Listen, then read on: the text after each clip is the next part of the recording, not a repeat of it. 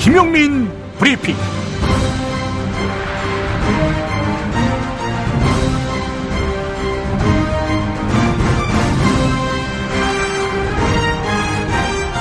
(2017년 2월 24일) 금요일입니다. 한인섭 서울대 법학전문대학원 교수의 SNS 글을 오늘 오프닝으로 대신하겠습니다. 탄핵 직전 대통령 박근혜가 사퇴하면 헌법재판소는 각하 결정을 내릴 수 있는가? 참 억지 쟁점이지만 별별 짓을 다 하는 자들이니 한번 검토해 봅시다. 심판일 전날 박근혜가 대통령직 사퇴 선언을 하고 헌재가 각하 결정을 내리면 어떻게 될까? 의사, 각하 결정 다음 날 대통령이 내가 당장 사퇴한다는 것이 아니고 장차 하겠다는 뜻을 표한 것에 불과하다며 청와대에 그대로 눌러 앉습니다. 표시차고 대통령이 사퇴서를 방송에서 읽긴 했는데 약간의 방송 사고가 있었다. 국민이 원한다면이란 말이 이상하게 빠졌다. 국민의 의사를 물어 서서히 결정하겠다. 법적 절차. 사퇴하겠다는 말은 국민 앞에 사과하는 정치적 선언이었다. 사퇴서를 유효하게 처리할 법적 절차가 없다. 헌법 개정을 통해 절차를 마련하면 그때 법적 절차에 따라 진행하겠다. 각하 번복 불가. 그럼 헌법재판소는 18차례나 변론 기일을 열고 몇 개월 동안 재판관과 전 직원들이 고생했는데 닥쳤던 개가 되는 거 아닙니까? 이미 헌법재판소가 각하 처분을 내렸는데 대통령이 다시 사퇴 실행을 않는 걸 보고 재상정할 수 없습니다. 결론. 국회에서 탄핵 소추가 됐고 헌법재판소에서 심리를 다한 이상 헌법재판소는 본안 결정밖에 없는 겁니다. 덧붙여 합리적 기대.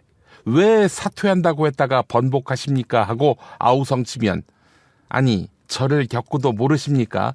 저 어제 한 말 오늘 번복한 게 5년째인데 저 원래 그런 사람이에요. 요컨대 사퇴 선언한다고 사퇴하는 게 아닙니다. 괜히 헌법재판소가 각하 처분을 내렸다가 완전히 농락당하게 됩니다. 수십 번 제가 강조하지만 탄핵 결정밖에 없는 것입니다. 나머지는 다 연기, 쇼, 억지, 핑계, 농간, 계리약입니다. 네, 박근혜의 하야선언, 여기에 트릭이 숨어 있을 수 있다는 것입니다. 상상 그 이상의 박근혜니까요. 김용민 브리핑 시작하겠습니다. 야, 너 홍어 판다 그랬지? 팔지. 근데 홍어가 진짜 그렇게 몸에 좋아? 아니 끝내준다니까. 우리 엄마 관절염인데? 홍어. 나 숙취는? 홍어. 마누라 다이어트는? 홍어. 큰이모 변비? 홍어. 작은 형 소화불량은? 홍어. 여동생 피부? 홍어. 큰 누나 주름? 홍어. 명절 때 선물은? 홍어라니까. 근데 비싸지? 별나 싸고 열나 맛있는 홍어가 있다니까. 어디? 알싸한 홍어. 네이버 검색창에 알싸한 홍어를 검색하시고 1599-6456.com 혹은 1599-6456 전화주문도 가능합니다. 하나 더, 알싸한 홍어는 진공포장 택배 배송 판매하며 직접 개발한 특제 소스를 서비스로 드립니다. 충남 금산의 넓은 인삼밭, 정성농장을 일군 농부아버지 이정열 씨. 자연은 노력한 만큼 내어준다. 그 자연의 마음을 알기에 정성농장을 더불어 일구는 아들 이성규 씨도 아버지에게 배운 것처럼 정직하고 또 성실하게. 정성농장 홍삼은 인삼 재배부터 가공 판매까지 모두 책임지고 있습니다. 그래서 대한민국 1등 품질을 자부합니다. 검색창에 정성농장 홍삼을 검색해주세요. 정성농장 홍삼. 전화문의는 010-9754-6972. 이놈의 뱃살 맞는 옷이 없네. 애들 보랴 일하랴 살 뺄 시간이 없어. 다시 날씬해지고 싶어. 다이어트 전문 쇼핑몰 비타샵에서 국내산 동결건조 생식과 통곡물의 3가지 단백질, 그리고 비타민, 미네랄을 더해 만든 다이어트 전용 그린 스무디를 추천합니다. 이걸 어떻게 하는 거죠? 하루 한두 끼 맛있고 든든한 비타샵 스무디로 바꿔 드시면 됩니다. 1522-6648, 1522-6648 혹은 비타샵을 검색해주세요.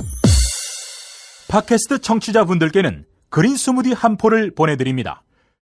여성 여러분, 골반이 삐딱하면 허리가 아파요. 아랫배가 나와요. 골반이 바로 서야 건강도 아름다움도 바로 섭니다. 바디로직을 입으세요. 토크밴드의 입체적인 탄력이 틀어진 골반을 바로잡습니다. 간편하고 확실한 골반 교정 타이즈 바디로직. 삐딱한 남성 골반에도 역시 바디로직. 바디로직의 효과를 못 느끼셨다면 100% 환불해드립니다. 자세한 환불 조건은 홈페이지를 참조하세요. 모두가 건강하고 행복한 세상을 위한 나눔의 가치. 의료비 걱정 없는 건강하고 아름다운 사회를 위해 바디로직은 아름다운 재단과 함께합니다.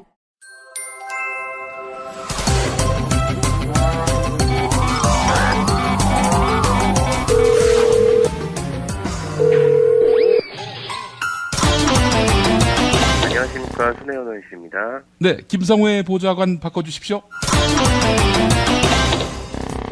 김성회 보좌관 만나겠습니다.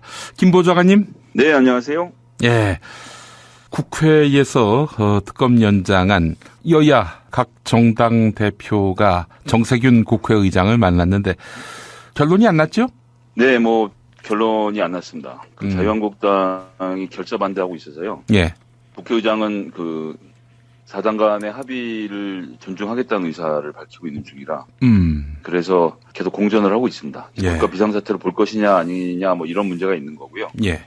지난번에도 말씀드렸듯이 지금이 충분히 국가 비상사태라는 것에 국민적 의지가 모여져 있다고 생각하는데 앞으로도 이제 그러면 필요할 때마다 국가 비상사태를 선언하면 어떻게 하느냐라는 또 논쟁이 또 한편으로 있어서요. 예, 그런 것들이 좀 정면으로 충돌하고 있는 양상입니다. 예. 아니, 만약에 정세균 국회의장이 지금 이 상황을 국가 비상사태라고 규정한다고 해서 법률적 네. 책임을 질 가능성도 있습니까? 제가 아는 한은 그렇진 않습니다. 네. 정치적 책임을 져야겠죠. 예. 근데 정치적으로 이걸 안 된다고 생각하는 사람들은 거의 없는 거 아닙니까, 지금? 예, 그리고 게다가 특별검사의 지금 이 특검에서 하고 있는 활약상에 대해서는 국민들이 다들 찬성하고 있기 때문에 저는 아무 문제가 없을 거라 생각하고 있습니다. 예. 정세균 의장께서 그러니까 법률적 책임을 질 일도 없고 책임을 져야 한다면은 정치적 책임만 지는 건데 또 본인 때가 아니라 그 후대에 국가 비상사태를 그냥 자의적으로 마구 남용을 하는 그런 국회의장이 나올까봐 지금 특검 연장을 안 하시겠다라는 그런 말씀이라면은 이거 지지자들이 상당히 흥분하겠어요. 좀 안타깝긴 한데요. 제 해석이 그렇다는 거지 정세균 의장님께서 어떤 생각을 갖고 하시는지를 제가 직접 들은 건 아니라서. 예. 어떻게 지금의 이 상황이 자유당을 한마디로 방심하게 만들려는 트릭은 아닌가 하는 그런 선의의 해석도 있습니다. 어쨌거나 계속 논의들은 이루어지고 있고 지금 이 순간에도 협상이 되고 있는 걸로 알고 있어서요. 무엇을 좀 확정을 짓기는 쉽지 않고. 근데 더 중요한 건 사실은 황교안 총리가 연장을 하면 그만이거든요. 예. 예, 그리고 황교안 총리는 거부할 권한이 없습니다. 지금 대통령 권한대행이라는 건 말 그대로 그냥 꽂아놓은 보릿자루처럼 앉아서 하던 걸 하던 대로만 유지하는 역할을 하는 거지. 자기가 지금 정치적 어떤 선택을 해서 새로운 방향으로 일을 틀 수 있는 자리가 아니거든요. 예. 본인이 잘 알 텐데. 네. 지금 15명 국회의원들 찾아가서 만나달라고 해도 안 만나면서 지금 버티고 있는 건데. 연장을 안 하려고 하는 것이 아닌지라는 좀 걱정이 되고요. 예.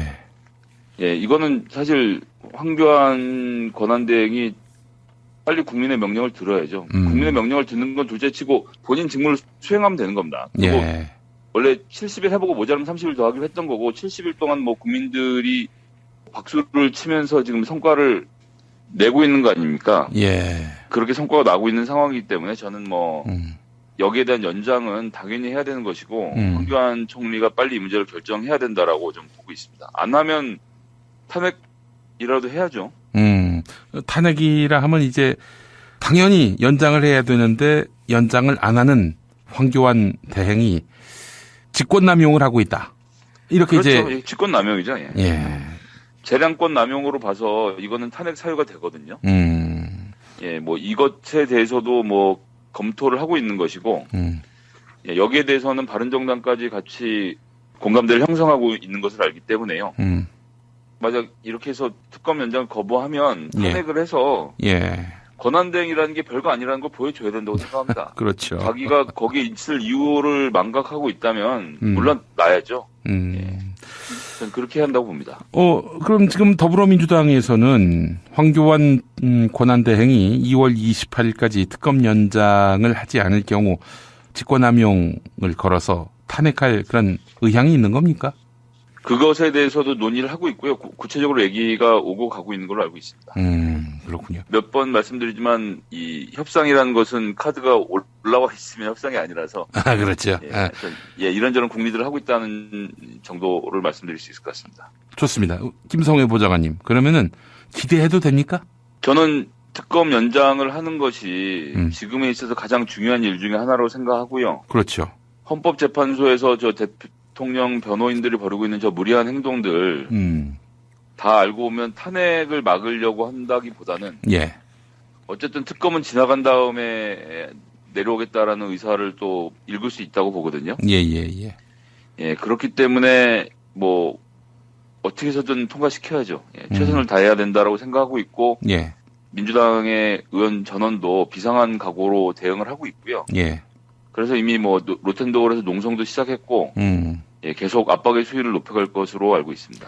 오늘 우상호 더불어민주당 원내대표가 특검 연장이 불발될 상황인데 아무것도 할 수 있는 게 없다. 어떤 형태로든 연정을 하지 않을 수 없다. 이렇게 말했는데 이거는 또 어떻게 봐야 됩니까?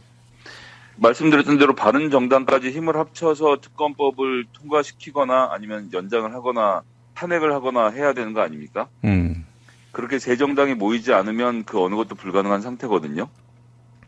예, 그런 수준에서의 이 협치를 얘기하는 거지. 글쎄요, 제가 연정이라는 단어를 직접 보진 않아서. 연정이라고 했어요, 연정이라고. 예, 뭐, 그렇지만 연정이라고 하면 정부를 갖고 있는 사람들이 장관자를 나눠주는 게 연정이잖아요. 그 때문에 뭐 지금 하신 말씀은 연대 정도의 의미로 해석하는 것이 맞다고 생각하고요. 그 연대의 대상이라고 하는 것이 이제 지금 더불어민주당, 국민의당, 정의당 정도입니까? 바른정당까지 들어와야 탄핵을 하죠. 아니 근데 바른정당까지 같이 할 수 있는 수준으로 만들어야 한다라는 것이고요. 그것이 특검법을 통과시킬 수 있는 방법이기 때문에 바른정당도 특검 연장 원하고 있잖아요. 네, 그런 의미에서 연정이라는 겁니다. 그래서 뭘 특별히 새로 한 것이 아니고 게다가 연정이라고 하면 말씀드린 대로 집권 이후의 얘기인 건데 지금 뭐 저희 당이 집권을 한 것도 아니고 저희 당 후보가 정해진 것도 아닌 상태인데 원내대표께서 집권 이유를 생각하면서 연정이라는 얘기를 했을 것 같지는 않고요. 지금 이제 통과시켜야 되는 여러 가지 법들이나 이런 것을 조율하는 데 있어서 세 개 정당이 발을 맞춰 가겠다라는 정도의 의사 표현이었을 것이라 생각합니다. 아니 지금 솔직히 얘기해서 200석이 넘어가는 의원들이 뜻을 모았는데도 될 수 있는 게 없는 현실은 너무 좀 비탄하고 황당하기도 하고 말이죠. 이게 정말. 거꾸로도 마찬가지인 거죠. 제가 어제도 말씀드렸지만 그렇기 때문에 지금 박근혜가 통과시키고 했던 법들을 막을 수 있었던 것이라서요. 그거는 양날의 검과 같습니다. 그것을 어떻게 받아들이실지를 뭐 이게 분한 마음은 알겠는데 저희가 유리할 때는 선진화법이 없었으면 좋겠고 저희가 불리할 때는 선진화법이 있었으면 좋겠고라고 하면서 정치를 할 수는 또 없는 노릇이니까요. 근데 뭐 우상호 원내대표도 그렇고 특검을 뜨뜻미지근하게 생각하는 사람은 아무도 없습니다. 이것이 통과되지 않았을 때 그 비난이 황교안 총리한테 가지 않고 그 야당의 책임으로 돌아올 것을 야당 정치인들이 왜 모르겠습니까? 그리고 특검 연장이 파토 나는 데에서 민주당이 얻을 수 있는 정치적 이유는 아예 없고요. 연장이 되면서 또 이 정권의 치부가 드러나는 것을 민주당이 왜 거부하거나 아니면 뜨뜻미지근하게 대응하겠습니까? 최선을 다해서 적극적으로 하고 있는데요. 근데 우상호 원내대표의 말은 말 그대로 받아주셨으면 좋겠습니다. 이게 저희가 안 되는 거를 문거로 잠그고 날치기를 할 수도 없거니와 그렇게 하지 않으려고 이만큼 정치가 전진해 온 거지 않습니까? 물론 박근혜가 많이 후퇴를 시켰지만 예. 그런 틀 안에서 고민해야 한다는 것, 이 정치에 현실적인 문제가 있다는 것.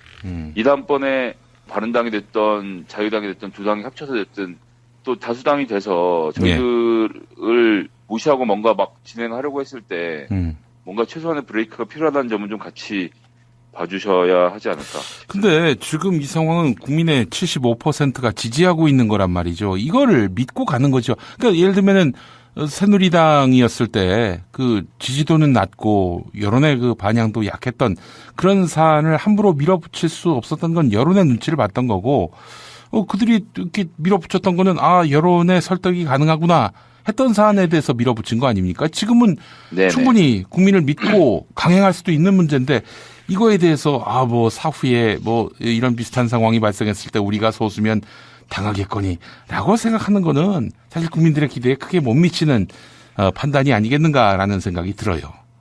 예, 그리고 또 한편으로는 저희가 이 촛불 전국에서 개혁 입법들에 대해서 자유당을 압박해서 어느 정도 성과를 내고 법안을 통과시키려고 하는 건데 이 압박 카드가 강행이 되면 이 모든 법안이 날아간다는 문제점이 또 한편으로 있기도 합니다. 이런 것들을 다 같이 종합적으로 검토를 하고 있는 것이고요. 그런 속에서 묘수를 찾아내야 된다고 보는 것이고 가장 할 수 있는 좋은 일은 황교안이 도장을 찍게 만드는 거겠죠. 예. 그러니까 이제 좋은 방법이 이거죠. 당신 이거 도장 안 찍으면은 탄핵으로 모신다. 탄핵으로 모시면 당신 아무것도 못한다. 이걸 또한 자유당에도 압박할 수 있는 건데 그 작업들이 지금 이루어지고 있다고 봐야 되는 겁니까? 예, 저는 그런 작업이 이루어지고 있다고 생각하고요. 예. 그런 식의 압박을 하고 있는 거죠, 지금. 그걸 안 하고 있는 것은 아닙니다. 예. 알겠습니다. 오늘 이야기는 다 정리가 된 것 같습니다. 예. 네. 자, 김성회 보좌관님 말씀 잘 들었습니다. 네, 감사합니다.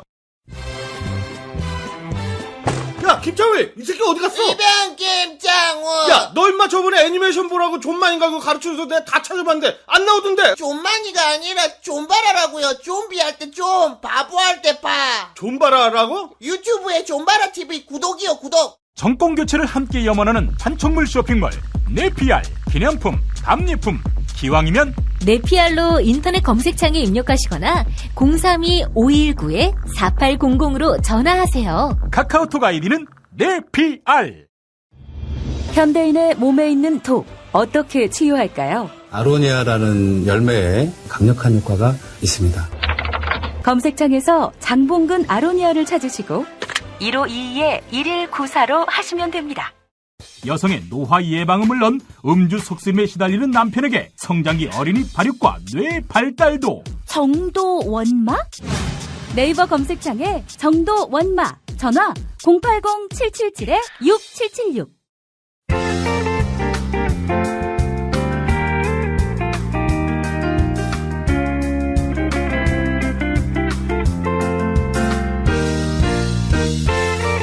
여러분 안녕하십니까?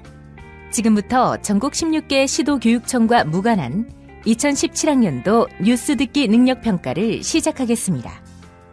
수험생 여러분께서는 팟캐스트의 음량을 알맞게 조절하여 주시기 바랍니다.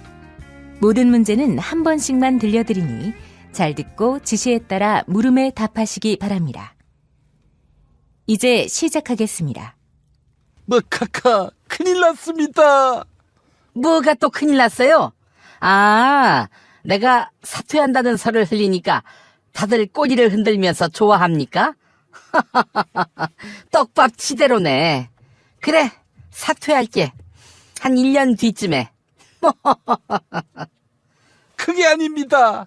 부산 소녀상을 철거하라는 공문을 외교부가 부산 동구청에 보낸 게 드러나서 국민의 분노가 하늘을 찌르고 있습니다. 아니, 왜 소녀상을 또 부산에 설치해서 국민의 분노를 자아내나? 응? 우리 국민도 이제 냉엄한 국제 질서를 직시하기 시작했구만. 국민도 철거를 원하니까 즉각 소녀상 치우세요. 무슨 소리를 하십니까? 소녀상 철거하라는 정부에 대해서 분노하고 있는 겁니다. 아니, 그러면 소녀상 철거를 지지하는 국민은 없나? 있을 텐데. 어디요? 카카, 좀 정신 차리고 국민의 뜻을 제대로 헤아리십시오. 헛기미만 보고. 요즘도 약을 하십냐? 씹새끼. 야, 나는 지금 일본 국민을 말하는 거야. 일본 국민. 응? 일본 국민도 소녀상 가만두라고 하디? 아니, 카카께서 왜 일본 국민을 신경 쓰십니까? 야, 한국 국민 신경 써서 뭐하니? 어? 봤지? 특검 연장 저지된 거. 어? 여기는 대통령이 권한정지가 돼도 대통령 뜻대로 돌아가. 어? 그러니 뭐하러 한국 국민한테 신경을 써? 돈만 주면 시위도 나오고 테러도 한다고 하는 이런 착한 국민을. 더 중요한 건 일본 국민 아니겠어? 카카, 일본 좋아하시는 카카. 일본의 여당이 어떤 당인지 아십니까? 당연하지. 1번 자유한국당, 2번 자유일본당, 3번 자유당, 4번 자유민주당, 5번 민주자유당.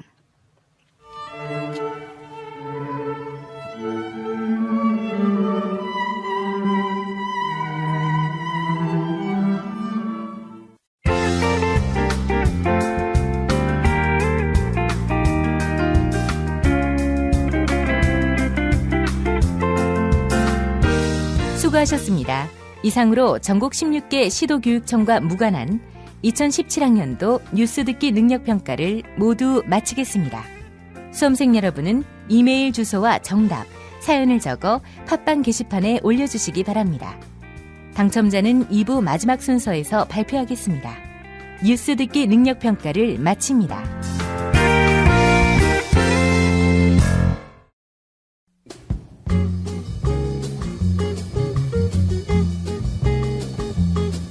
안녕하세요. 김보영입니다. SNS에서 화제가 된 발언들을 소개해드리겠습니다. 대통령 박근혜 측 대리인단이 탄핵 심판 변론에 다시 한번 무더기 증인 신청을 했습니다. 정세균 국회의장을 포함해서 김무성, 나경원 의원, 심지어 김기춘 전 비서실장까지 증인으로 신청한 것인데요. 악마 기자, 시사인 주진우 기자의 멘션 살펴볼까요? 시정자 빼도 이렇게는 안 한다. 그냥 양아치다. 생양아치. 김평우 변호사는 내란을 운운하며 아스팔트가 피로 덮여버릴 것이다. 이렇게 말했습니다. 문자당 정호희 대표는 박근혜 측 대리인단의 자격을 의심했네요. 변호사도 정기적으로 적성검사나 자격심사를 해야 될 것 같다. 아무리 봐도 정신이 온전치 않은 것 같은 사람이 대통령을 변호하고 있으니 국격이 땅에 떨어지는 것 아닌가. 서울대 법학전문대학원 조국 교수는 이에 대해 짧게 언급했습니다. 헌법재판관님들 성불하시겠다. 구상진 전 서울시립대 로스쿨 원장이 대통령 박근혜 측 대리인단에 합류했습니다. 인터넷 언론사 민중의 소리 SNS 계정에서는 구상진 변호사에 대한 기대감을 다음과 같이 표했네요. 새로 오신 분은 또 어떤 난장을 펼쳐주실지. 더불어민주당 진선미 의원은 구상진 변호사의 이력을 소개해줬네요. 뭐라고요? 온갖 황당한 주장으로 호주제 폐지를 결사 반대하신 그 구상진 변호사?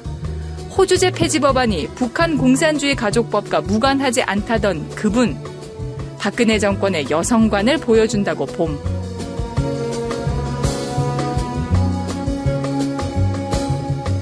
박영수 특별검사팀의 기간 연장이 불투명해진 상태입니다. 경향신문 SNS 계정은 특검 연장이 박근혜 탄핵보다 어렵다고 이야기했습니다.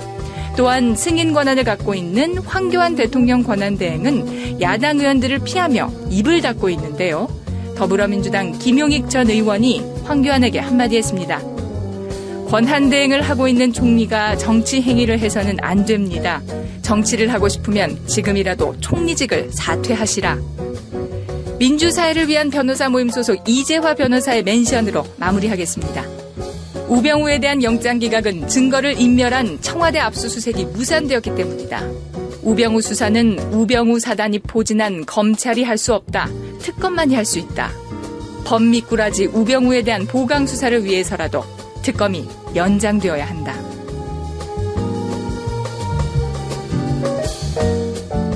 지금까지 SNS 뉴스였습니다.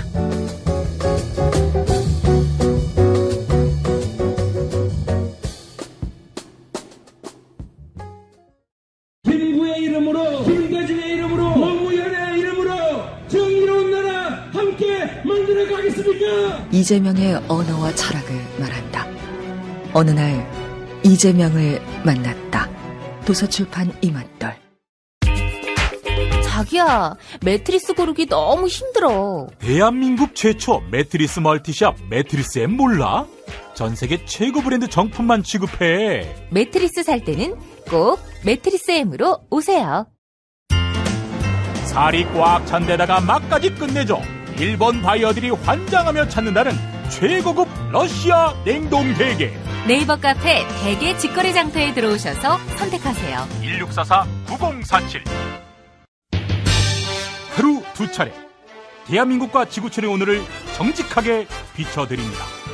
권력이 진실을 압도하는 세상. 김용민 브리핑은 작은 희망의 불씨가 되겠습니다.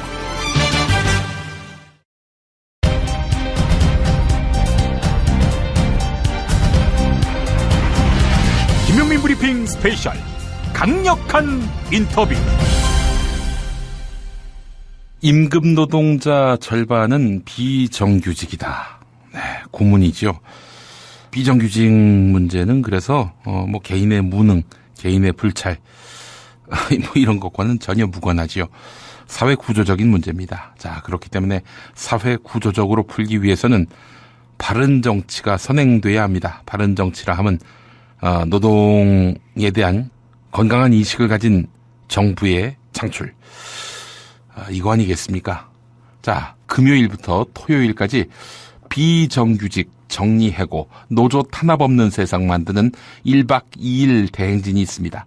관련해서 비정규직 없는 세상 만들기 집행위원인 박점규 대변인 만나보도록 하겠습니다. 자, 박점규 선생님 나와 계시죠? 네, 안녕하세요. 예. 한겨레의 칼럼 항상 잘 보고 있습니다. 네, 고맙습니다. 예. 뭐 대단한 통찰과 또 비정규직 문제에 대한 전문적 견해 항상 제가 많이 경청하게 되는데요. 자, 지난번에도 비슷한 행사가 있었죠? 네, 있었습니다. 예. 그때를 한번 좀 평가를 한번 해볼까요? 저희가 2월 10일 금요일. 네. 부터 2월 11일 토요일까지 행진을 했었는데요. 예. 당시에는 이제 처음으로 비정규직 노동자들이 예. 촛불 광장에서 예. 많이 외쳐지지 않았던 노동의 문제. 네, 우리 사회에서 일 안 하고 사는 사람이 없는데, 그렇죠. 이 노동의 이야기를 좀 우리가 목소리를 모아보자 이렇게 제안을 해서요. 행진이 열리게 됐습니다. 예. 그래서 이제 첫 번째로 저희가 2월 10일 오후 3시에 특검에 모였는데요. 한 600명 정도 모였습니다. 생각보다 많이 모였어요. 예. 그 비정규직 노동자들 다들 일을 하고 계신데 휴가 내고 오신 분도 계시고 또 뭐 반차를 내고 오신 분도 계시고 이렇게 해서 한 600명의 비정규직 노동자들이 모였고요. 그래서 이제 특검에서부터 1박 2일 동안 저희가 행진을 했습니다. 예. 어디로 행진하셨어요? 특검에 모인 이유는요. 예. 그때만 해도 이재용 삼성전자 부회장의 구속영장이 기각된 상황이었거든요. 법원에서. 그래서 저희가 박근혜 최순실 게이트의 핵심은 저희는 재벌 총수다. 그리고 이 재벌이 우리 사회의 불평등을 만든 주범이다. 그래서 이재용 씨를 반드시 구속되어야 되고, 뭐 이재용 씨뿐만 아니고 정몽구, 최태원을 비롯해서 뇌물을 주고 그 막대한 그 뇌물의 대가를 받은 총수들이 구속돼서 정의가 바로 잡혀야 한다. 그래서 특검에서 시작을 했고요. 네, 특검 앞에서는 저희가 그 비정규직 노동자들 재벌에 의해서 목숨을 잃은 노동자들 신발을 330켤레를 저희가 올려놓고. 이 노동자들의 억울한 죽음을 잊지 말자. 이렇게 이제 저희가 특검에 요청을 했고요. 그 다음에 바로 특검에서 출발해서 삼성을 갔습니다. 삼성에서는 뭐 잘 아시겠지만 백혈병에 걸려서 돌아가신 황유미 노동자에게 삼성이 가진 돈이 500만 원밖에 없다. 이랬는데 이번에 최순실 씨에게 500원 가까운 돈을 주지 않았습니까? 그래서 저희가 500원짜리 컵라면을 이렇게 쌓아놓고 500억을 상징하는 저희가 이제 상징 의식을 진행했고요. 그 다음에 다시 이제 법원으로 갔는데요. 법원에서는 저희가 그 비정규직 노동자들이 특히 하고 싶은 말이 많았는데 제2의 제3의 조희연 판사가 널려 있다. 이재용을 풀어준 그 조희연 판사에 대한 국민들의 분노가 컸는데 예를 들면 아직 오지도 않은 정리해고가 정당하다고.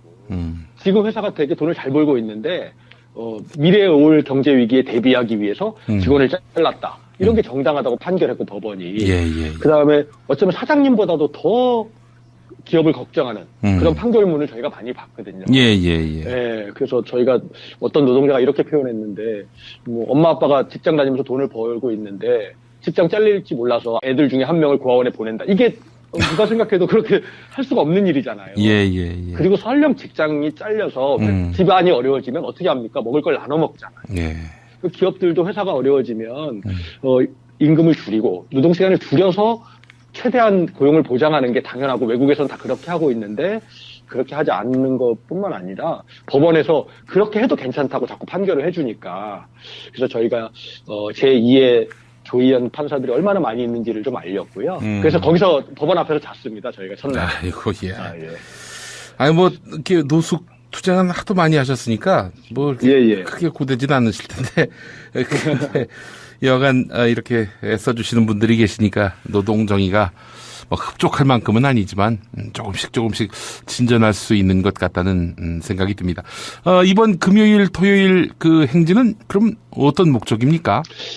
이번 행진은 더 열악하고 더 어려운 처지에 있는 노동자가 누구냐. 이거를 돌아보자. 사실 여기 행진을 주최하는 비정규직 노동자들이 현대나 기아자동차의 사내하청 노동자, 삼성전자 서비스 비정규직 노동자 이런 분들인데요.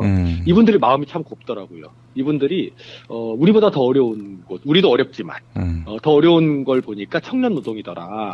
아르바이트 노동이기도 하고 또 학생이더라. 직장을 구하지도 못한 노동자들이더라. 그 실업자들이거나 이런 분들이더라. 그래서 이번은 그분들과 같이 하는 행진을 1박 2일 행진을 한번 해보자. 이렇게 제안이 됐어요. 그래서 이제 청년들이 가장 많이 모여 있는 곳이 어디냐? 했더니 강남역 근처잖아요.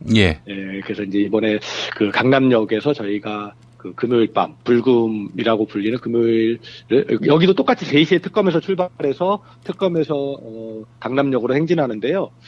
이번에는 알바노조, 아르바이트 노동조합, 그 다음에 학생단체들, 청년단체들, 비정규직 노동자들 해서 100개 단체가 같이 모여서 특검에서 시작해서 강남역, 그리고 둘째 날은 서울 도심을 행진하는 그런 계획을 가지고 있습니다.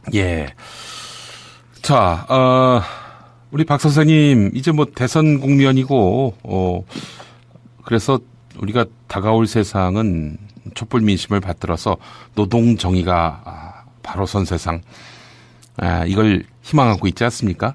네, 그렇습니다. 어떻습니까? 얼마 전에 한 대선 경선 후보가 자기 노동부 장관은 한상균 민주노총 위원장, 지금 수감돼 있는 한상균 위원장을 세우고 싶다 이런 말을 했는데 이런 발언 어떻게 들으셨어요? 저는 사실은 이재명 후보의 말씀하시는 공약이나 뭐 발언들에 대해서 되게 속 시원하게 생각하고 있고요. 공감하는 부분이 큽니다. 사실 민주노총 위원장의 사면을 처음으로 언급했다는 측면에서 사실은 지난 1년 전에 먼저 촛불을 들었고 1년 전에 먼저 박근혜 퇴진을 외쳤던 노동자들이었고 그러나 폭도로 몰렸고 그렇죠. 그 폭도로 몰려서 감옥에 갇혀있는 민주노총 위원장이 세계 어느 나라에서 노동조합 총연맹 위원장이 감옥에 갇혀있는 이런 나라 없거든요. 그런데 유일하게 사면을 이야기하셨다는 측면에서 저는 뭐 굉장히 기분은 좋았습니다. 자, 후보들 한 명 한 명의 노동 정책 한번 평가를 해볼 필요가 있을 것 같은데요. 문재인 전 대표의 경우는 일자리를 대폭 늘린다 이런 공약이 가장 두드러지는데 그 노동 정의와 관련해서는 워낙에 또 우리 사회는 이제 시장이 권력을 장악했다 이런 얘기도 나올 정도로 이 가진 자의 사용자의 그 힘이 막강한데 어떻게 뭐 그걸 좀 막을 수 있는 노동자를 지킬 수 있는 그런 대안들을 잘 갖췄다고 보십니까? 글쎄요. 저는 사실은 문재인 후보의 공약이 예를 들면 야당 뭐 이재명 후보나 안희정 후보도 있고요. 또 오늘 야당이긴 하지만 유승민 후보가 노동 공약을 발표했더라고요. 방금 전에 언론에서 봤는데요. 문재인 후보가 기대보다 국민들의 지지를 가장 많이 받고 계신데도 불구하고 노동 공약이 상당히 부족하고 제대로 안 갖춰 있다고 생각합니다. 일단 첫 번째로 노동시간을 주 68시간에서 52시간으로 단축하겠다 이렇게 말씀하신 거 있잖아요. 그거는 이미 고등법원까지 다 그렇게 판결하고 있어요. 토요일, 일요일, 휴일에 하는 노동은 지금 주 40시간 노동에 들어가지 않는다라고 지금 법원까지 판결을 하고 있고 대법원 판결만 남았거든요. 예. 그러니까 이제 법원에서 지금 판결하고 있는 얘기를 공약으로 내세우는 거는 어떤 뭐 진일보한 내용이 전혀 아니고요. 그다음에 뭐 노동자 이사제 이런 건 의미 있다고 생각하지만 가장 중요한 것은 사실은 지금 비정규직 노동자들이 가장 고통받고 있는 건 뭐냐면 예. 정규직을 고용해야 되는 자리에 비정규직을 쓰고 있는 거예요, 기업들이. 그러니까 상시적이고 지속적이다. 이런 일자리. 즉, 뭐, 예를 들면 1년에 6개월만 필요하다거나 뭐, 한 달에 한 뭐 며칠만 필요한 일자리는 어쩔 수 없이 비정규직을 쓸 수밖에 없겠죠. 그렇지만 뭐 1년 365일 필요한 일자리다. 그러면 비정규직을 못 쓰게 해야 되는데 사실은 그런 비정규직을 사용할 수 있도록 만든 게 김대중 노무현 정권이고 그 당시에 파견법 비정규직법이 도입되면서 비정규직이 지금 전체 노동자의 절반에 이르게 된 굉장히 중요한 계기를 만든 것이기도 합니다. 예. 그런 측면에서 당시에 정권에 되게 중요한 위치에 계셨고 물론 본인께서 노무현 정권의 노동 관련된 비정규직 관련된 게 잘못했다 이렇게 사과하셨지만 그 사과하신 내용이 지금 공약에 반영되어 있지 않다는 점에서 저는 상당히 실망스럽고 거꾸로 오늘 유승민 의원이 뭐라고 비정규직 관련된 공약을 냈냐면 예. 비정규직을 꼭 필요한데 아니면 못 쓰게 하겠다 이렇게 발표했어요. 오, 예. 이게 사실 굉장히 이게 노동계 쪽에서 특히 비정규직 노동자들이 되게 오랫동안 요구해 온 건데요. 즉, 예. 상시 지속적인 업무에는 비정규직을 사용할 수 없도록 해라. 이렇게 왜냐하면 기업들이 돈 쌓아놓고 예. 비정규직을 쓰고 있는데 오늘 처음으로 그 공약을 냈습니다. 표현은 이렇게 했는데요. 꼭 필요한 경우가 아니면 비정규직을 채용하지 않는 것을 원칙으로 하겠다 이렇게 오늘 공약을 내셨던데 저는 그 진정성이 그렇게 뭐 그렇게 믿어지지는 않지만 문재인 후보의 공약에서는 지난 정권 국민의 정부와 참여정부에서 저지른 반노동적인 비정규직을 양산했던 그런 법안들을 바로잡겠다는 의지가 조금 더 보이지 않고 다른 공약들을 살펴봐도 비정규직 문제를 해결할 의지가 그닥 보이지 않아서 되게 안타깝습니다. 예. 자, 그리고 안희정 충남지사 공약도 한번 보죠. 예. 육아휴직 사용 비율이 낮은 블랙 기업은 정부 지원 대상에서 빼겠다. 그리고 52시간 법정 노동 시간을 준수하겠다. 정부 주도형 시장 개입을 자제하겠다. 이런 그 입장을 밝혔는데 말이죠. 법정 노동 시간 준수와 관련해서 강한 의지를 보인 점은 상당히 고무적이지 않습니까? 아니요. 제가 아까 그 문재인 후보도 주 50시간으로 노동시간을 단축하겠다는 것과 똑같은 얘기인데요. 예. 50시간 법정 노동시간을 준수한다는 것은 지금 제가 말씀드린 고등법원 판결까지 지금 나와 있고 대법 판결만 남았거든요. 그래서 그거는 그냥 본인들의 립 서비스일 뿐이고요. 이미 법원에서 그렇게 하고 있어요. 그래서 만약에 그거를 어겼으면 그 차액 임금을 다 물어내야 되는 거거든요, 지금. 예. 이게 대법 판결까지 나면 기업들이 물어내야 될 돈이 많으니까. 지금 그런 상황이고, 아까 말씀드린 것처럼 문재인 후보보다도 더 공약이 없어요. 안희정 씨와 같은 경우에. 그분도 마찬가지로 지난 정권의 중심 역할을 하셨던 분이잖아요. 예. 적어도 지난 정권에서 비정규직 문제가 해결된 게 조금이라도 있었는지, 노동자의 권익이 조금이라도 나아진 게 있었는지, 거꾸로 비정규직 당사자들이 참여정부나 그 전 정부에서 정리해고제나 비정규직법이나 파견법이 도입됨으로써 비정규직의 물꼬를 텄다라는 비판을 하고 있는데 그거에 대한 반성은 하고 계신지 이런 측면에서 저는 의미 있는 공약을 보이시기는커녕 과거에 대한 반성도 아직 하고 계신지 확인되고 있지 않은 것 같습니다. 예. 이재명 성남시장 한번 보겠습니다. 근로시간 준수, 초과 근로수당 1.5배 보장, 노동자 추천 이사제 도입, 노동경찰관 10,000명 도입, 그리고 중학교 교과에 근로기준법 교육을 의무화한다. 이런 내용 어떻게 보셨습니까? 그 노동경찰관 이게 이제 근로감독관이라고 법제화되어 있는 걸 노동경찰관 10,000명 도입. 요게 저는 사실 요거 하나 요거하고요. 그다음에 중학교부터 근로기준법 교육 시켜야 된다. 이 문제와 관련돼서는 저는 좀 의미 있다고 생각합니다. 왜냐하면 저희들이 이렇게 주변만 살펴봐도 저랑 가까요. 저는 이제 비정규직 문제와 관심이 많은 그런 사람으로서 주변만 봐도 임금을 떼이는 분들이 굉장히 많아요. 그러니까 사실은 그 사장님들도 모르시는 분도 많은 거죠. 그러니까 알면서 저지르시는 분도 있는데 불법을 몰라서 최저임금을 덜 주거나 임금을 체불하거나 이런 분들도 계시고 저는 그런 측면에서 계도도 필요하고 그 다음에 잘못했을 경우에 적발도 굉장히 필요한데 그동안 계속 정부는 일손이 없어서 적발을 못한다. 이렇게 얘기해 왔거든요. 저는 정말 저희 땀을 흘려서 일터에서 그 힘든 노동을 해서 정당한 월급을 받는 거고 우리나라처럼 임금이 낮은 나라도 없는데 특히 최저임금이 낮은데 그것조차 떼어서는 안 된다는 거. 이건 정말 큰 범죄다. 임금을 떼어먹는 것은 큰 범죄다라는 사회적 인식이 필요하고요. 예. 그런 측면에서 노동경찰관 만명 도입이나 또 하나는 유럽에서는 이미 중학교 때부터 다 노사관계법도 교육하고 근로기준법도 교육하지 않습니까? 예. 근데 이제 최소 근로기준법이라도 우리 사회에 법이 어떻게 되어 있는지를 저희는 고등학교 졸업할 때까지 아무도 가르쳐주지 않았잖아요. 네, 그래서 그것을 중학교 때부터 가르친다는 것은 의미 있는 공약이라고 생각하는데 아까 말씀드린 것처럼 비정규직 문제, 그 한국 사회 절반이 비정규직인 이 첫 번째 문제는 기업들이 돈을 아끼려고 더 많은 돈을 벌기 위해서 정규직 써야 될 자리에 비정규직을 쓰고 있는데 이걸 막아야 되거든요. 이것에 대한 아직 공약이 없어서 뭐 곧 나오지 않겠나 싶지만 그런 측면에서 좀 아쉬움이 있습니다. 예. 근데 이제 더불어민주당이 대체로 진보정당보다는 색채가 중도에 있다 보니까 노동시장 유연화에 대해서는 비교적 찬성하는 입장이에요. 이건 어떻게 보십니까? 글쎄요. 아마 저는 촛불의 민심이 무엇이었냐에 대해서 되묻지 않을 수 없는데요. 광장에 모이신 분들이 처음에는 정유라의 특권에 대해서 분노해서 모였고 최순실의 국정농단에 대해서 분노해서 처음은 시작했는지 모르겠지만 그 촛불이 100일 넘게 지금 넉 달째 타오르면서 이재용이 가지고 있는 특권은 그럼 괜찮냐, 정유라의 특권은 안 되고 그게 아니라는 걸 지금 확인했다는 거죠. 예. 특히 우리 사회에 재벌이 만들어 놓은 이 불평등한 구조, 내가 열심히 공부하고 열심히 일해봤자 내 생활이 나아질 수 없다라는 이 절망감, 이것이 지난 넉 달 동안 1200만, 1300만의 촛불이 모이게 하는 원동력이었거든요. 예. 그러면 그 불평등의 핵심이 뭐냐? 이 불평등을 만든 게 바로 신자유주의 정책이고, 이 신자유주의 정책이라는 게 임금 적게 주고 비정규직 많이 써도 되고, 그 다음에 공공부문을 약화시켜서, 그리고 공공부문을 재벌에 팔아넘기고, 병원이나 뭐 이런 철도나 이런 것들도 다 재벌에게 넘기고, 이런 게 신자유주의 정책이고, 아까 예. 제가 말씀드린 것처럼 김대중 노무현 그 10년 정권하에서 이 정책을 굉장히 강력하게 추진했단 말이죠.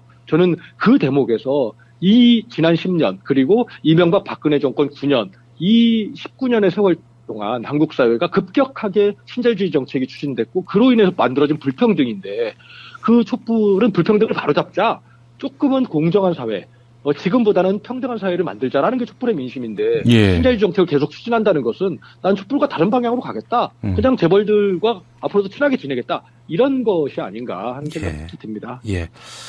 안철수 국민의당 전 대표 공약은 좀 들여다보신 게 있으신가요? 뭐 노동 관련된 공약 별로 내신 게 없는 것 같던데요. 그분이 사용자 입장에만 서보신 분이라서 어떤 노동 정책을 내놓을지 한번 좀 지켜보도록 하겠습니다. 그때쯤 돼서 또 한번 평가를 해주시죠. 네, 알겠습니다. 예, 자 박점규 선생님 아주 귀한 시간 내주셔서 너무 감사합니다. 예, 고맙습니다. 금으로 된 방을 줄까, 은으로 된 방을 줄까, 아니면 동으로 된 방을 줄까? 그런 거 말고 중개 수수료 없는 직거래 방으로. 아니 그럼 네가 알아봐야지. 그런데 직거래 불안하지 않나요?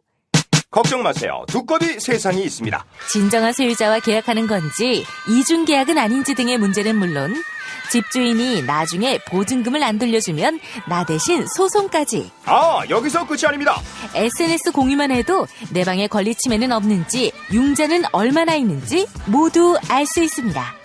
웹에서도 앱에서도 두꺼비 세상. 야, 딴지마켓 좀 봐봐. 이담채 김치 게시판 지금 보고 있어? 왜요? 뭐가 문제 있나요?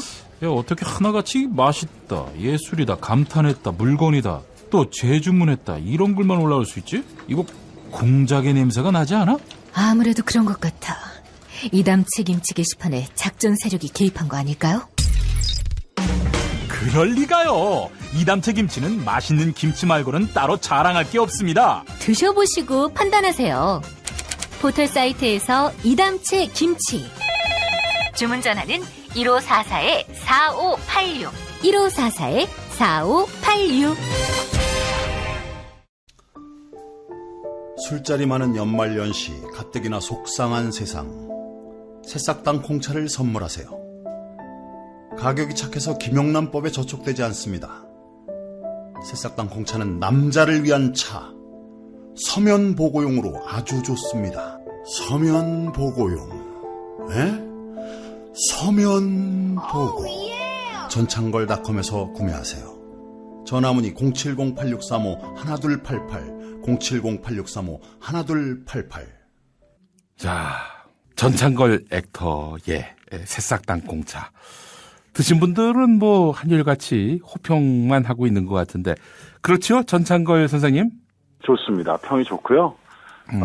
제품도 제품이지만 주로 이 구매를 해주시는 분들 특징이 참 애국자분들이 많으세요. 그러면 저 태극기 집회에 태극기 들고 나가시는 분들? 그 애국이랑 좀 다릅니다. 촛불 애국 분들이 좀 많으신 것 같아요. 그래서 또 나라 걱정하시는 분들이 새싹 땅콩차를 판매하는 팀들이 또 팟캐스트도 하고 또 SNS에서 또 이 민주 세력을 응원한다라는 그 에너지가 느껴지니까 기왕이면 털어주자 이런 분들도 꽤 계시는 것 같아요. 그렇군요. 네. 아니 저는 사실 우리 전창걸 배우님을 예전에 개그맨 하실 때부터 주목했었습니다. 어떤 개그가 상당히 인상적이었냐면은 너무나 뻔뻔스러운 이런 주변 분위기에 전혀 동화되지 않는 뻔뻔스러움. 자기 몰입. 자기 몰입. 자기 몰입의 이 개그. 요건 아주 상당히 당시로서는 보기 힘든 그런 개그였는데 새로운 지평을 여신 우리 전창걸 배우님이었습니다. 네네. 근데 이제 나중에 저희가 이제 만났을 때는 전창걸 배우님이 상당히 시국 인식이 저희하고 딱 들어맞았어요.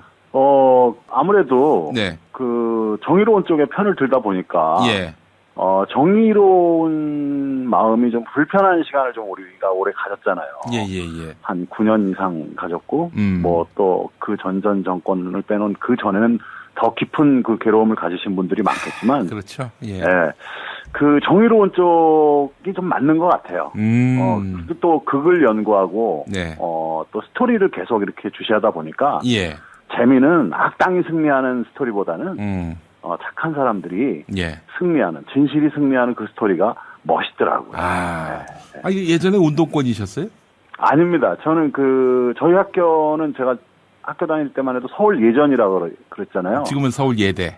그때는 이제 2년제여갖고 사상을 깊이 있게 공부하는 시간보다는 뭐 연극이나 각 과에 맞는 기능에 이렇게 충실한 수업이 좀 많았어요.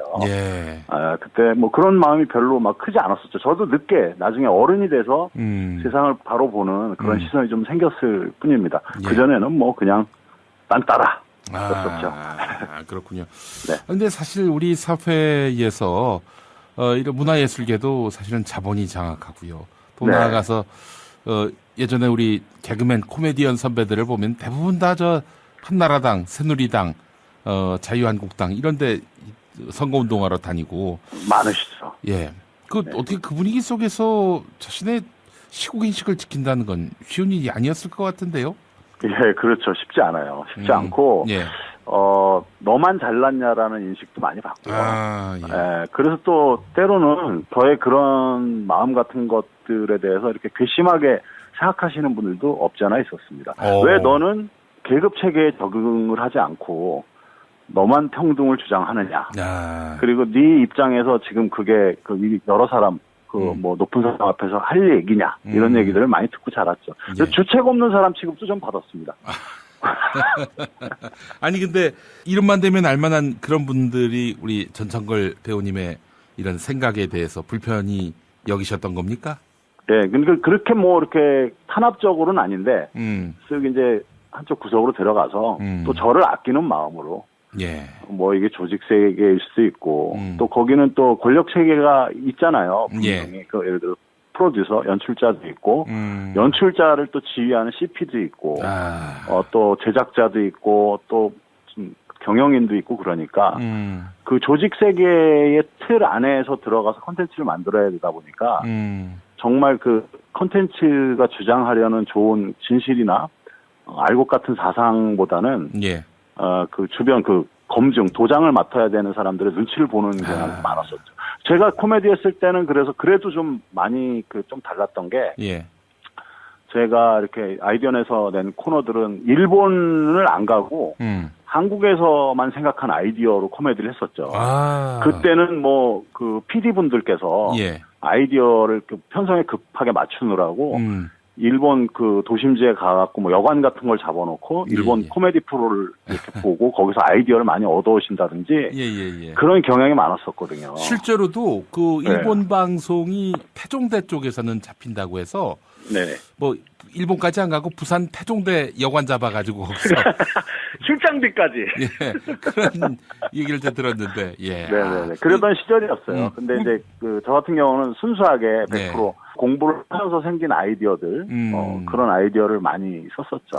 대표적으로 우리가 기억할 만한 뭐 아이디어 말씀해 주실 수 있습니까? 레일맨이라고 그 신동엽 타이틀 있죠? 예예 저 정말 좋아했었어요. 그 안녕하시렵니까? 그거를 제가 8개월간 집필을 했어요. 그리고 건너편에 앉아 있는 조연 역할을 저랑 표인봉이랑 했었고. 그렇죠. 제가 기억이 납니다. 그때도 대사를 외우다시피 했는데 너무 재밌어서. 네, 안녕하시렵니까? 어디 가시렵니까? 이런 식으로 했었는데. 그때 제가 생각했던 그 구조가 모든 코미디가 조금 못나고 좀 떨어지는 사람들, 예를 들어 가난하고 멍청하고 이런 사람들이 그 사람들이 못난 짓을 했을 때 웃는 구조가 한 90%였었어요. 그랬죠. 바보 연기. 근데 이제 그 평균보다도 조금 지혜로울 수도 있고 똑똑할 수도 있고 그래서 평균이 또 못 알아들을 수도 있겠구나. 그리고 또 하나는 모든 5분이건 10분짜리 코너가 시츄에이션 코미디라 그래갖고 결론이 다 비슷하더라고요. 그렇죠. 그래서 저는 이제 그때 시도했던 게 한 문장 다음에 다음을 연결시키지 말자. 문장이 끝나면 그 다음 거는 또 새로 시작하자. 그래서 쫓아오는 코미디를 좀 추구를 했었고 그 기차 안에다가 크로마키를 따서 지나가는 것도 이렇게 PD랑 상의를 해갖고 그거 해주세요 이렇게 해서 했었죠. 그래서 그 당시 PD 선생님이 이게 웃기냐? 못 알아들으니까요. 왜냐하면 안녕하시랍니까? 어디 가시랍니까? 우린 부산 갑니다. 이건 부산 가는 열차가 아니랍니다. 땡. 이거는 목성 가는 열차입니다. 무슨 소리야 이게? 뭐 이런 식으로 갔었으니까. 그때 재밌었던 대사가 뭐가 있었냐면요. 자네 왜 속병 있나? 그래서 왜 입에서 발냄새가 나? 뭐 이런 거. 그러니까 다 끊었어요. 그래갖고 그동안 알고 있던 플롯에 대한 스트레스 해소를 좀 시켰죠. 저거는 다음에 어떤 문장과 시간 공간을 해치는 또 그걸 꿰뚫는 다음 대사가 나올지 궁금하게 만드는 그런 코너가 있었죠.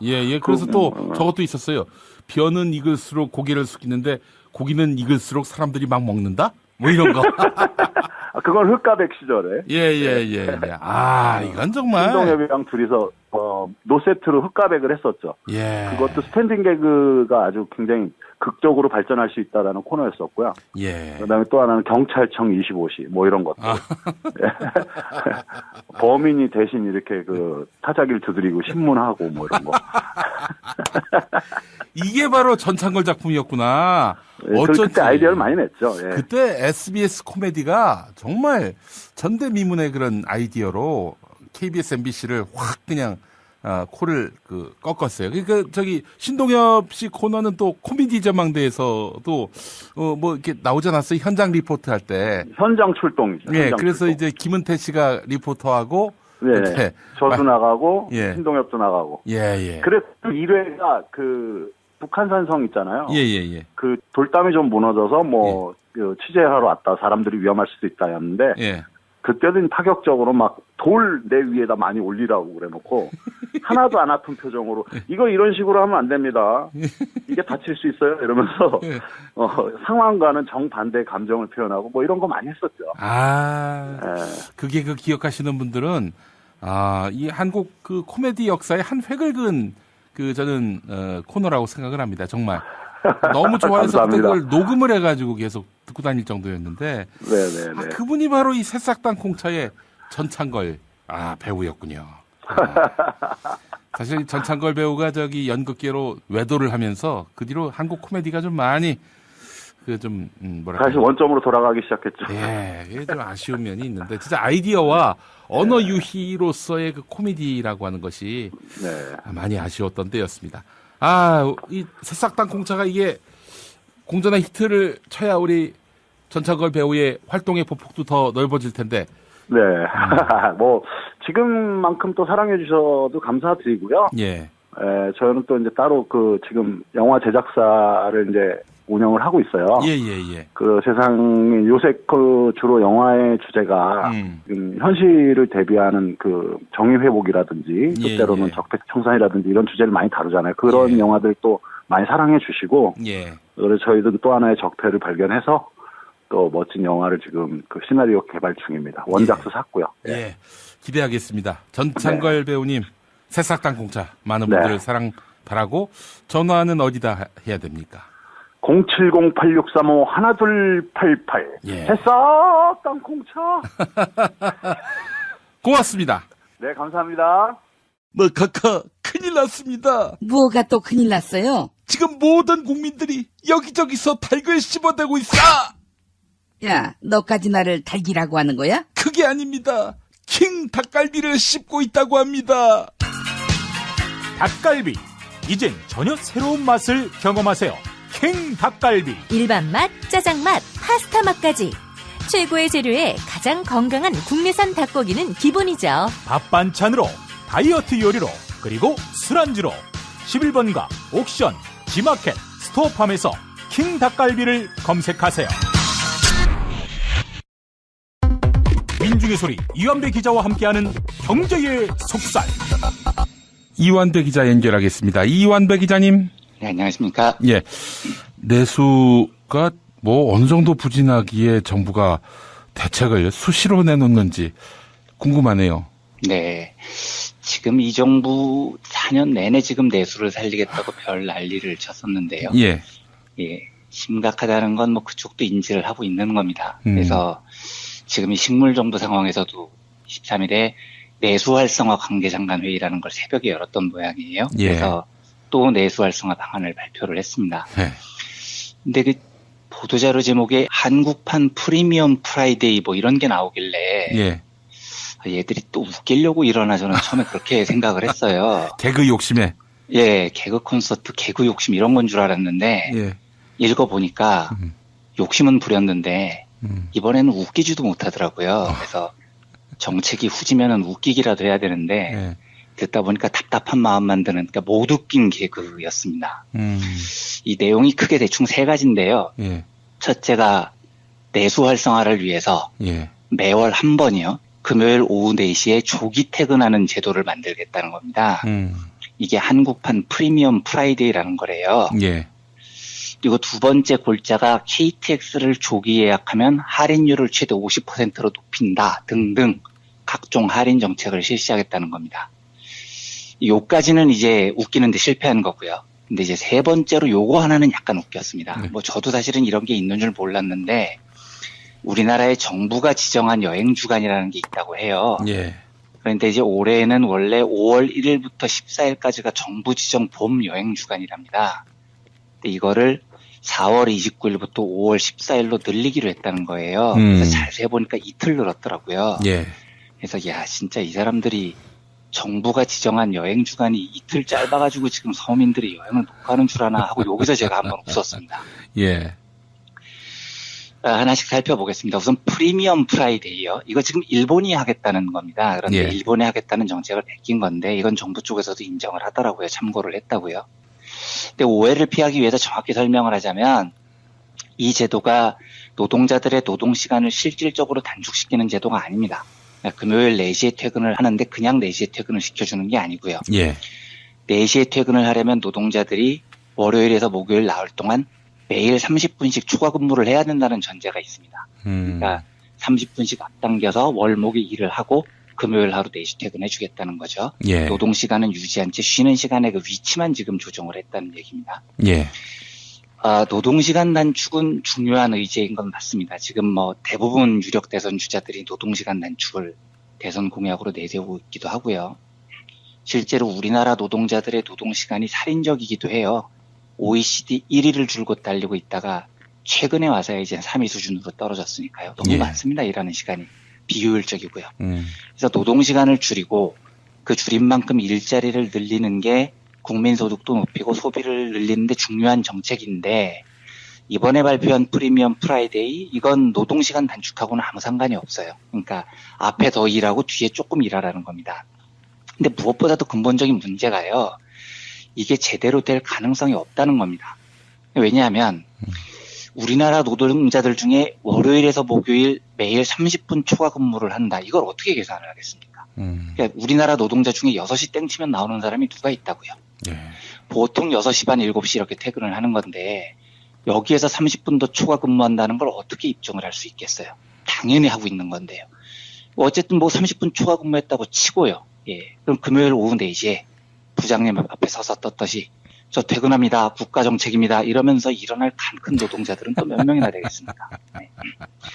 제가 한번 말씀드린 적이 있지만 삼성이나 뭐 이런 여러 대기업에서요. 선진 경영하고 싶다면서 똥폼을 잡으면서 삼성은 7사제라는 걸 한번 한 적이 있죠. 그러니까 오전 7시 출근, 오후 4시 퇴근. 그리고 수요일 가정의 날 이런 거 도입한 재벌들 많습니다. 수요일은 일찍 퇴근하라는 거죠. 이렇게 여러 가지 형태로 유연근무제를 도입을 했는데 다 망했습니다. 이 왜 망했냐면 이유가 간단합니다. 이건 제도의 문제가 아니라는 거죠. 노동 문화의 문제이기 때문입니다. 예를 들어서 금요일 오후 4시에 다 퇴근하기로 했습니다. 부장도 퇴근하고 밑에 사람도 퇴근하고요.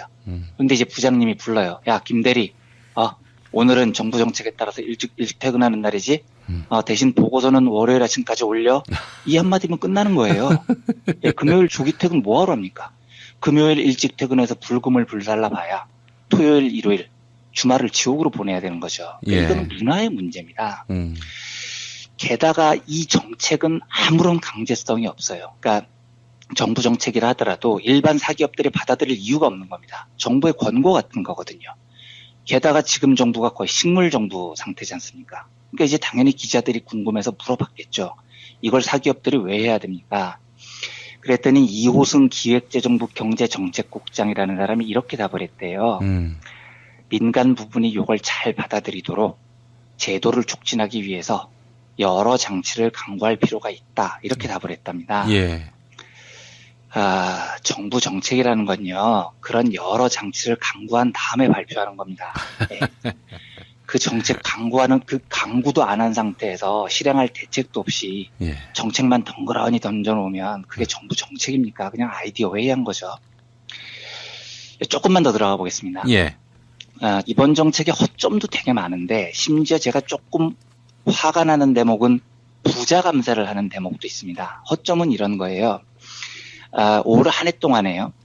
호텔이나 콘도 같은 숙박업체들이 객실 요금을 기존 가격보다 10% 이상 내리면 그 건물이 있죠. 호텔 같은 이 부동산에 대한 재산세를 최대 30%까지 줄여주겠다. 이런 정책이 있습니다. 근데 이제 저도 지방 출장 갈 때 가끔 여관에서 묵거든요. 근데 요즘 숙박업소 중에서요. 객실 요금을 정가제로 운영하는 곳이 그렇게 많지 않습니다. 그러니까 객실 요금 자체가 유동적이에요. 그런데 이걸 10% 이하로 내렸다는 걸 업소들이 어떻게 증명할 겁니까? 그러니까 결국은 업소들이 편법을 이용해서 그냥 10% 줄였다고 이야기를 할 수 있는 겁니다. 이러면 부동산 세금만 줄어들 가능성이 크죠. 이런 건 엄청난 허점입니다. 더 황당한 건 레저 산업을 육성한다는 명목이 있는데요.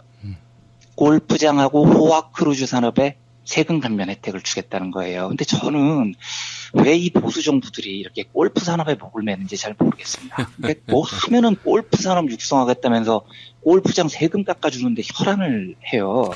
부자들이 돈을 많이 쓰니까 아무래도 또 골프는 부자들의 전유물이니까. 그래서 내수 촉진 효과가 크기 때문에 그런 건 아닐까 싶은데요? 아닙니다. 절대 그렇지 않습니다. 예를 들어서 지금 이 정책 이름이 골프장 혜택 패키지라는 건데요.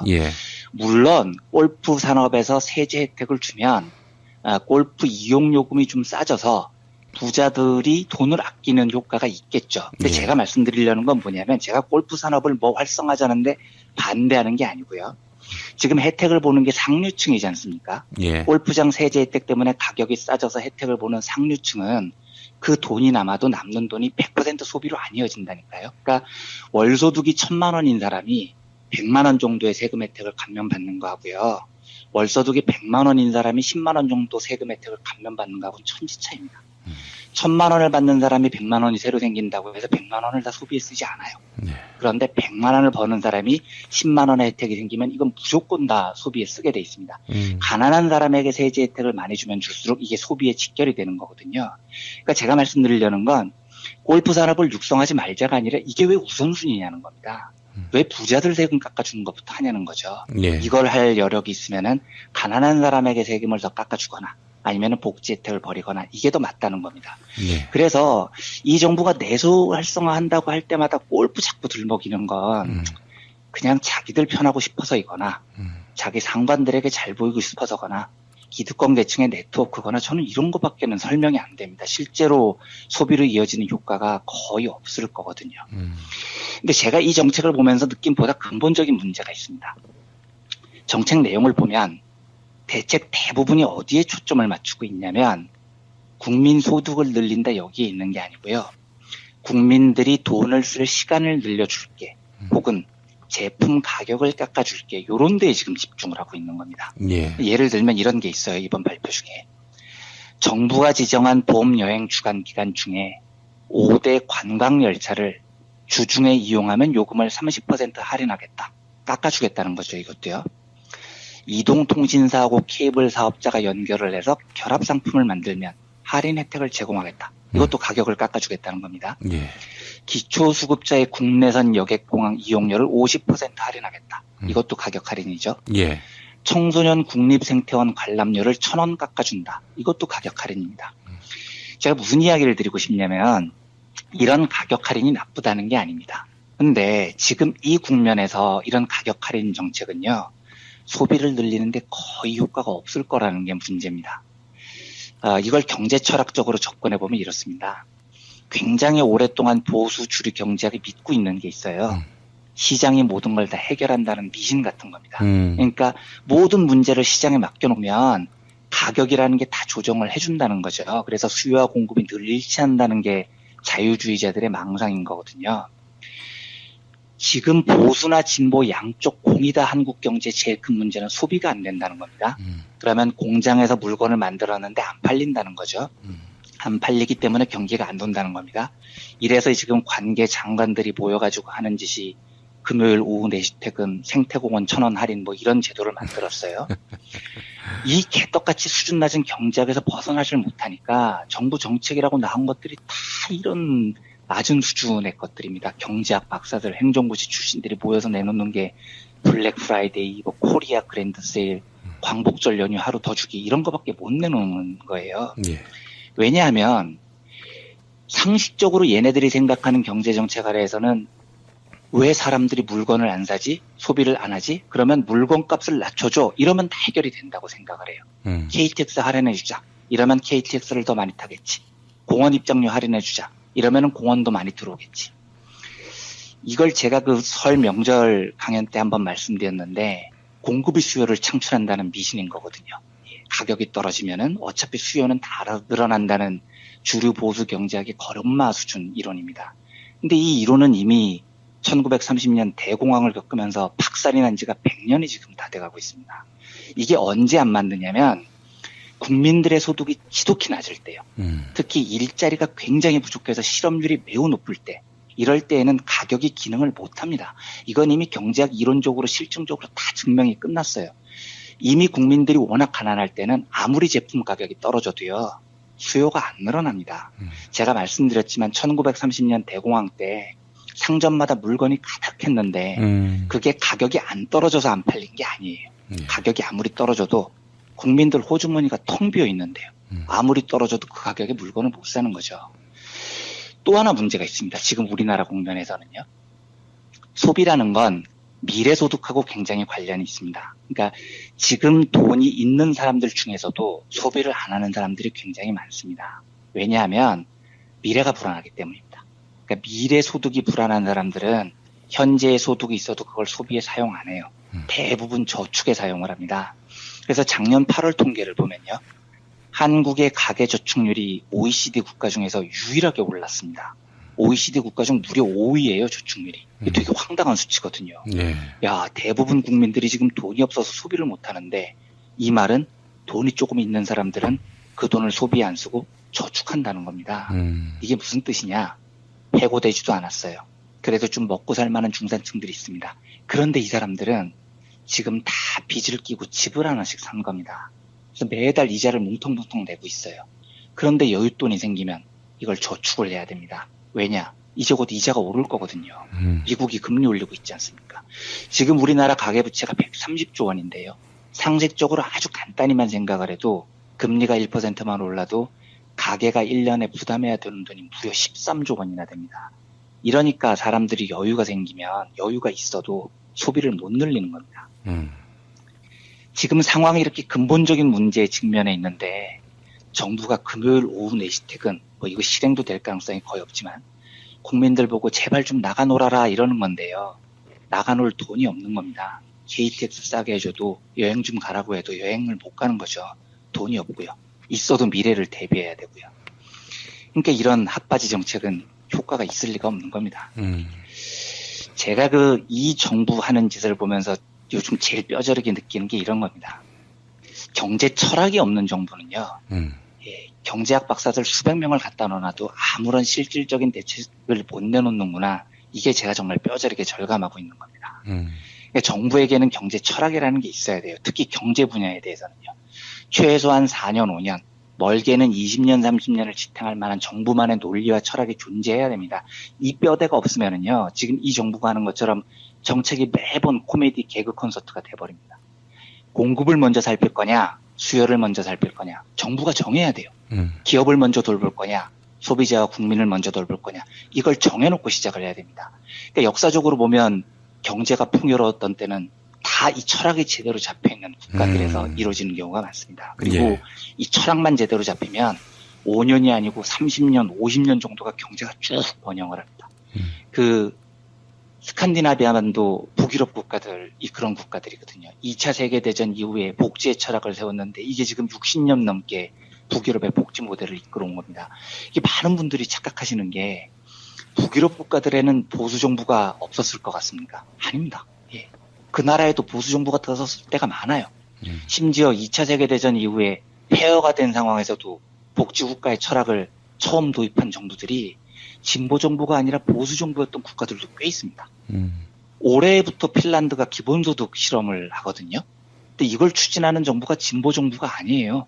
보수 정부입니다. 그러니까 이 말은 무슨 말이냐면 한 국가의 경제 철학이 딱 잡히면은요, 보수가 집권을 해도 기업이 아니라 국민, 공급이 아니라 수요, 성장을 통한 낙수가 아니라 복지를 통한 성장, 이 틀을 못 깨는 거예요. 이 틀이 잡히면 한 나라는 30년, 50년 쭉 번영을 해나갈 수가 있습니다.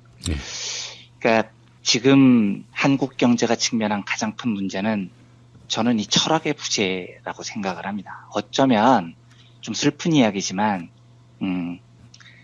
해방 이후에 한국 정부에서 이 복지 철학이 빛이 났었던 정부는 냉정하게 말해서 한 번도 없었어요. 예. 왜냐하면 김대중 정부 시절에는 안타깝게도 IMF 직후였거든요. 하여튼 여러 이유로 보면 국민소득을 증대하고 노동자 농민의 소득을 증대시키고 복지를 통해서 국가를 성장시킨다는 철학이 어쩌면은 단군 건국 이래 한 번도 우리는 이 철학을 가져보지 못했던 거예요. 예. 그러니까 이 시기가 정말 중요한 거죠. 단지 1, 2년 제가 뭐 복지 혜택을 확대하자 뭐 이렇게 얘기를 하는 게 단지 지금의 위기를 넘기고 1, 2년 경기 침체를 극복하기 위해서라고 말씀을 드리는 말이 아닙니다. 이건 편의적 수단이 아니라고요. 어쩌면 한국 경제의 미래를 정말 좌우할 대철학의 뼈대를 지금 세우느냐 못 세우느냐 이 문제인 겁니다. 그리고 우리 자손의 세대가, 우리 손자의 세대가 어떻게 살 수 있느냐를 결정할 정말 중요한 문제라는 거죠. 그리고 그걸 결정하기에는 너무너무나 적기를 지금 맞은 겁니다. 촛불혁명 시대라는 게요. 예. 이 중차대한 시기에 정부는 지금 금요일 오후 4시 퇴근 뭐 이따위 소리나 하고 앉아 있으니까 제가 지금 한심해 죽겠는데요. 예. 정부의 헛소리는 헛소리고요. 촛불혁명과 다가올 저는 확신하고 있습니다만은 새 정부의 시작부터 단순한 1, 2년의 경제 정책을 말하는 게 아니고요. 큰 경제 철학, 한국의 경제 패러다임을 한번 바꾸는 그 계기를 우리 시민들 손으로 만들었으면 좋겠다. 그게 되게 절실해지는 뉴스여서 이 뉴스를 오늘 소개해드렸습니다. 예, 알겠습니다. 확실히 그 철학이 없는 정부의 경과를 우리가 뼈저리게 지난 9년 동안 체험한 거 아니겠습니까? 그렇습니다. 네, 그렇습니다. 두 번 다시 또 이런 그릇된 선택을 하지 않도록 함께 또 성찰하고 결단을 해야 될 것 같습니다. 네, 정말 그렇습니다. 예. 자, 오늘도 이완배 기자님 말씀 잘 들었습니다. 네, 감사합니다. 여러분 안녕하세요. 민중의 소리 아나운서 정혜림입니다.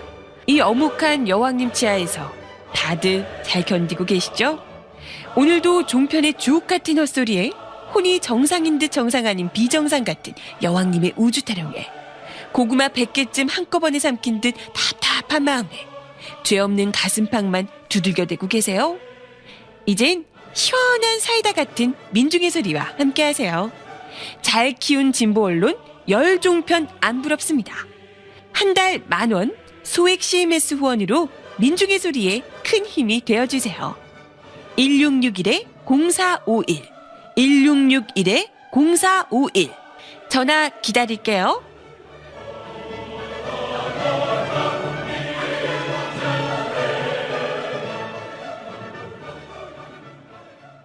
살균 소독 여러 번 하지 마세요. 냄새 없는 살균수 클린비아트가 안전하게 당신을 지켜줍니다. 지금 딴지마켓에서 클린비아트를 만나보거라. 인터넷으로 클린비아트를 검색하세요. 안녕하세요. 내가 중고차를 사고 파는 조광래 중고차 1800-9538 고맙습니다. 한우 사고를 집어넣고 24시간 팔팔 끓인 곰탕, 연지연 곰탕. 어린이부터 노인까지 누구나 좋아하는 건강식 연지연 곰탕. 택배로 신청하시려면 010-7252-1114. 김용민 브리핑과 함께하는 브리핑 대리운전 1522-9687. 수익금 일부는 김용민 브리핑 드라마 악인 열전 제작비로 쓰입니다. 1522-9687.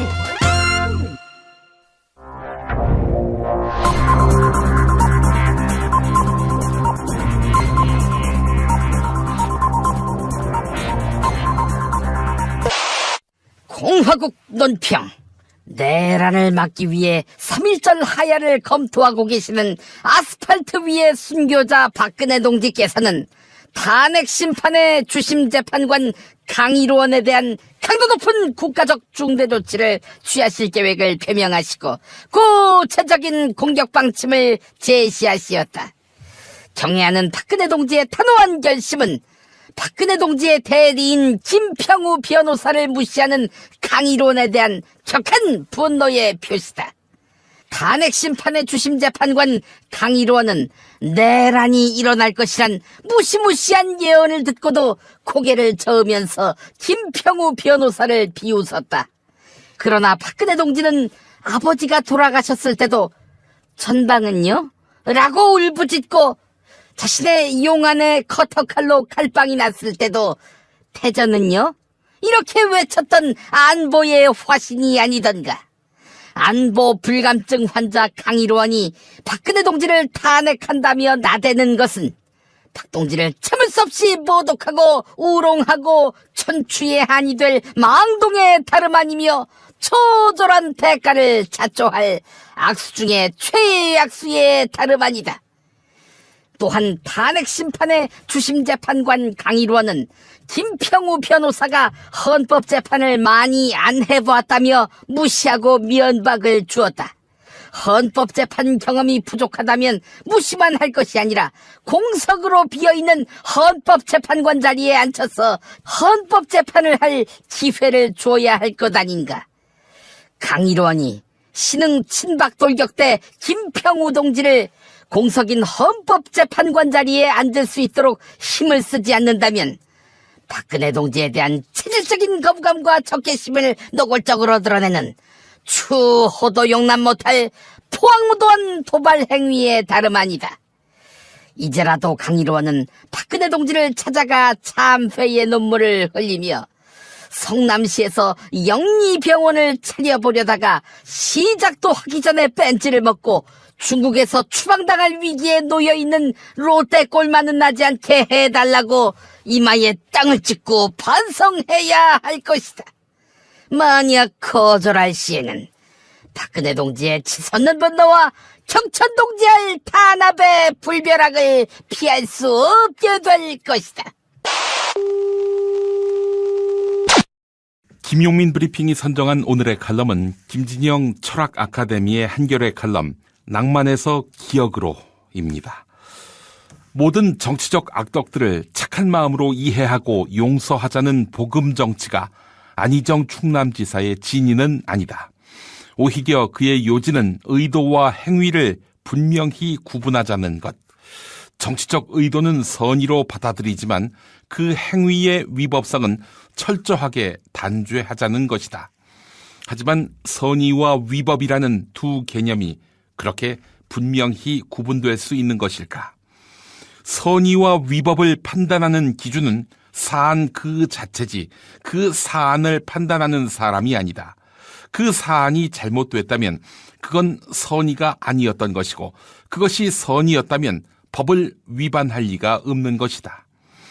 안희정 지사의 논리적 오류는 나아가 안희정 지사가 정치보다 정치가를 앞세우는 영웅주의를 벗어나지 못하고 있음을 짐작하게 한다. 그런데 작금의 사태는 다름 아닌 내가 모든 것을 할 수 있다는 이 정치적 영웅주의가 만들어낸 독단의 결과가 아닌가. 정치는 정치가가 좌우하는 그런 주관적인 영역이 아니다. 오히려 정치가를 구속하는 엄중하고도 객관적인 영역이 정치다.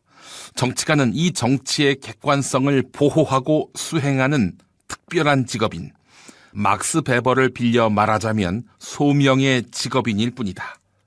이 두 가지 문제는 안희정 지사가 기획하는 정치가 여전히 낭만적 정치의 영역에 머무르고 있음을 보여준다.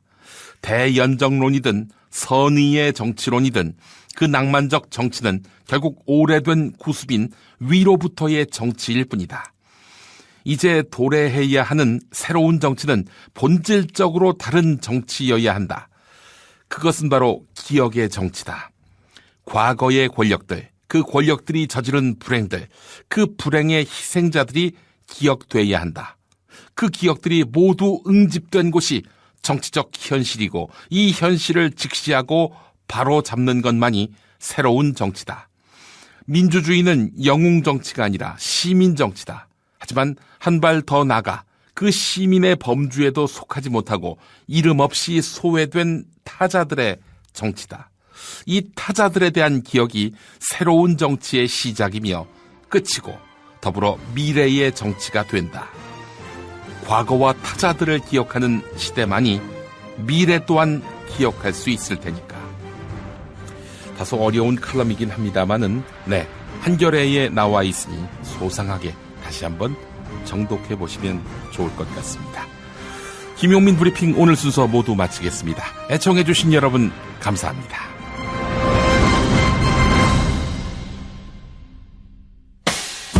김용민 브리핑과 함께한 시간 어떠셨어요?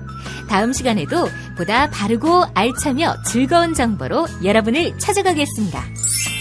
팟캐스트 포털 팟빵에서 다운로드하기, 구독하기, 별점 주기, 댓글 달기로 응원해주세요.